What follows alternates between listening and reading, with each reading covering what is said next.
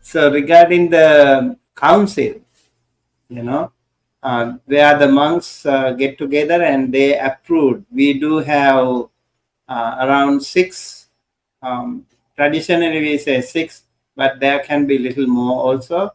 So those councils were used by the senior monks to approve the existing code of conduct, and also the Vinaya and the Sutta even. The first council was pretty concerned about the real Buddha words. So Venerable Ananda, the personal attendant of the Buddha, was there, and so it was much easier because many monks were so close to the Buddha.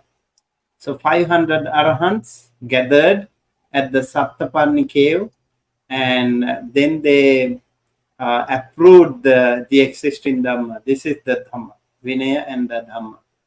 And so the respective monks were assigned to take care of the Dhamma and the Vinaya. And later on, the other issues happened, and second council, third council. When it comes to that, actually, it was more of the Vinaya, more of the precept that was more concerned. So I think the Vinaya, the precept, we call Sila. That is why we say it is the very foundation. Without Sila, no Samadhi. Without Samadhi, no Panya. So the Sila, Samadhi, Panya, or morality and the concentration and the wisdom, they should go together. Very, very important. That's also why the monks have to take care of that. And also it is so challenging all the time.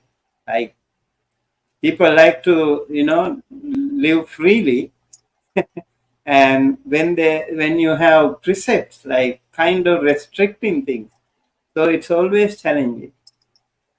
Even for the monks, due to many reasons, that these things can be challenging. But then again, the committed Mahasangha members, bhikkhus and bhikkhunis, they actually work hard to take care of these precepts. And that is exactly why we